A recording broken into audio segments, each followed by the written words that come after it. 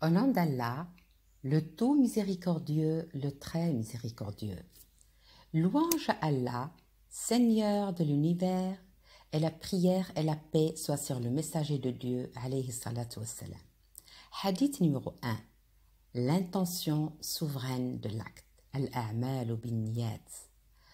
Omar ibn al-Khattab, l'émir des croyants, rapporte qu'il a entendu l'envoyé de Dieu, alayhi salatu wassalam, dire: les actions ne comptent que par leurs intentions et chacun ne recueillera de rétribution que selon son intention.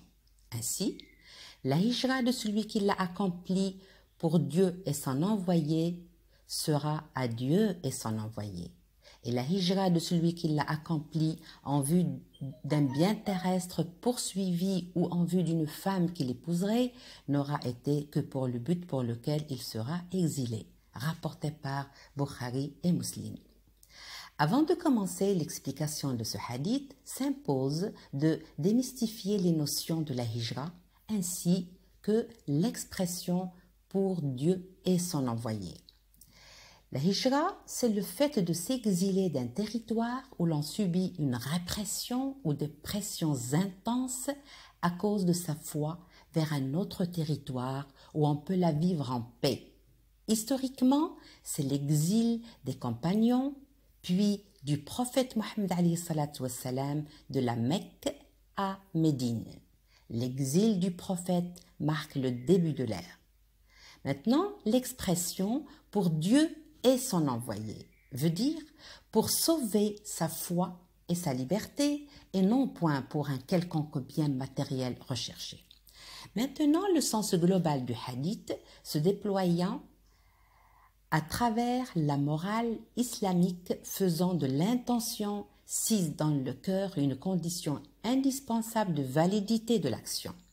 L'intention a pour mission de distinguer au sein de l'acte rituel si cet acte a été effectué pour Dieu uniquement ou dans un but ostentatoire. Ce sera le cas d'une personne qui accomplit l'aumône obligatoire, zakat, dans le but d'être vue par les autres. Cela pose le problème de la sincérité, al-ikhlas.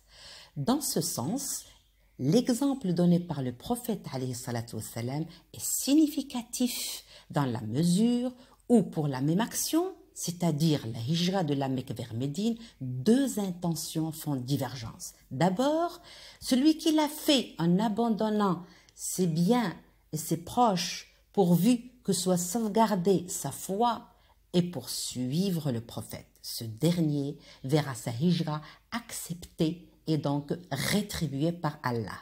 Ensuite, celui qui l'a fait d'abord et principalement pour épouser une femme qu'il aimait ou quelque bien matériel convoité, ce dernier ne gagnera rien de son exil auprès d'Allah. Il est donc fondamental de savoir que l'intention est sine qua non quant à l'acceptation des actes par Allah. En d'autres termes, l'intention prime sur l'acte. De cette importance capitale de l'intention, l'imam Bukhari, puis l'imam Nawawi à sa suite, ont placé ce hadith en tête de leur recueil car l'intention est bien évidemment le commencement de tout acte. Elle est d'abord la conscience psychologique, mais aussi la conscience morale.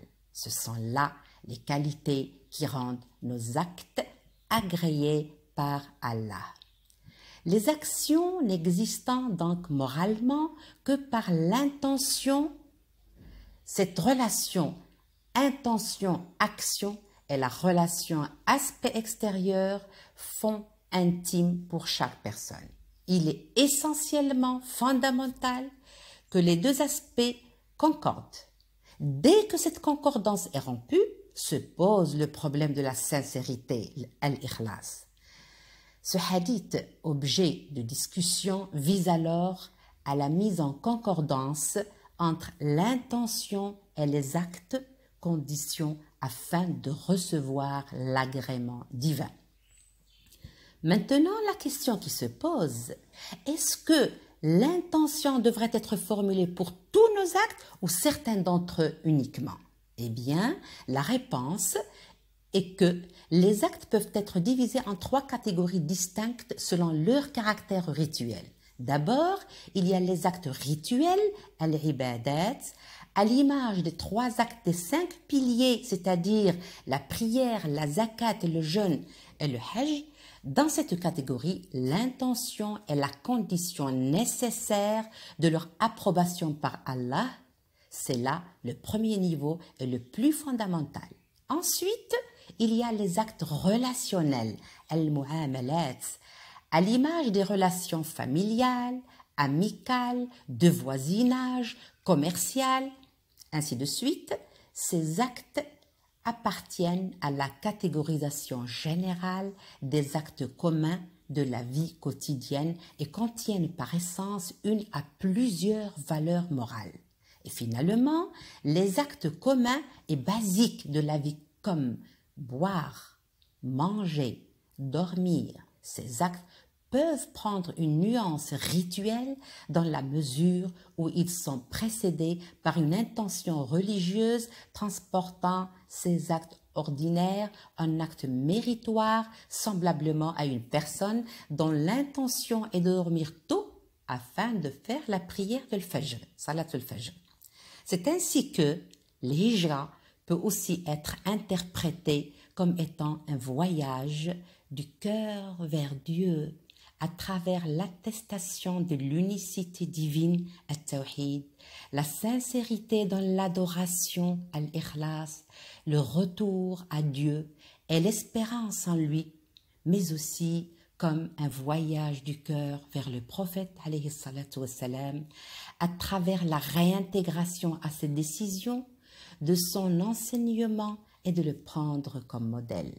Maintenant, si le cœur du croyant n'opère pas ce voyage spirituel, il se doit se dépoussiérer son cœur, de le purifier, de réinterroger sa foi et son adoration.